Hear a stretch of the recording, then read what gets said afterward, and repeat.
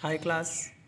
जैसा कि आप सभी को पता है, हम आपको आपके हिंदी में तुलसीदास जी को पढ़ रहे हैं। तुलसीदास जी के का द्वारा जो चैप्टर लिखा गया है उसमें हम वन पथ पर, है ना, इस समय हम वन पथ पर पढ़ रहे हैं। उनमें से मैंने आपको पहला जो पंक्ति है इसका हमने आपको हिंदी अनुवाद पिछले वीडियो में भेज दिया था।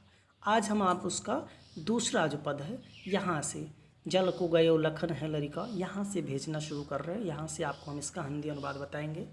देखिए, पिछले वीडियो में हमने आपको बताया था कि रामचंद्र जी अपनी अर्धांगिनी सीता और अपने छोटे अनुज लक्ष्मण के साथ अपने पिताजी के द्वारा दिए गए, है ना, वनवास को स्वीकार करते हुए अयोध्या को छोड़कर वन को जा रहे थे।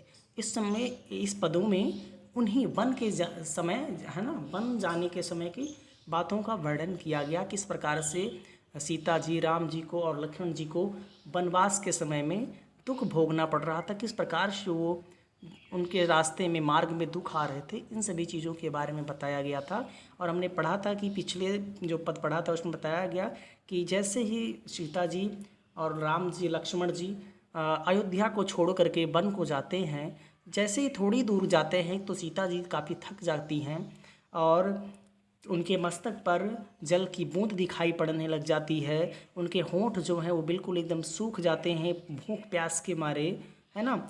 और वो राम जी से पूछती हैं कि अभी हे स्वामी, हे प्राणनाथ, अभी हमें और कितनी दूर चलना है, कितनी दूर और चलने पर हमें हमारा पर्णकुटी मिलेगा जहाँ पर हम विश्राम करेंगे।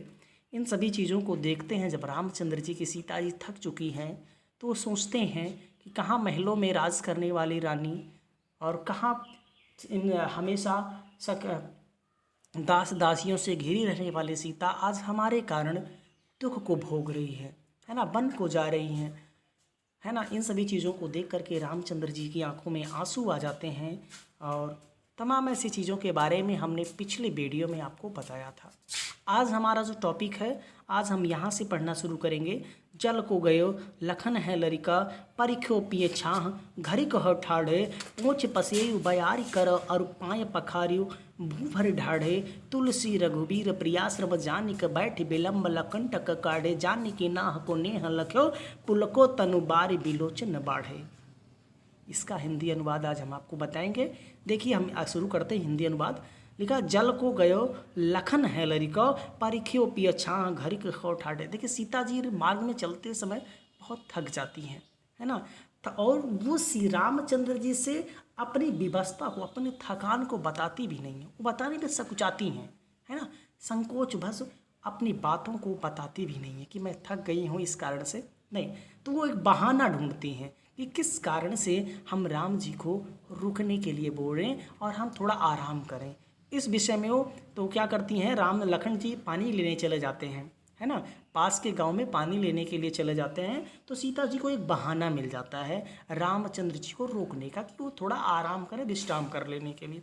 तो वो कहती हैं कि जल को गए लखन है लरिका। सीता जी कहती हैं कि हे प्राणनाथ, लखन यानी लखन अर्थात लक्ष्मण जी अभी बड़े जब बहुत जानकार नहीं हैं, अभी वो बहुत छोटे हैं, है ना। वो बहाने बस यानी बहाना ढूंढ रही हैं रुकने के लिए, संकोच बस अपनी व्यवस्था को बताती नहीं हैं।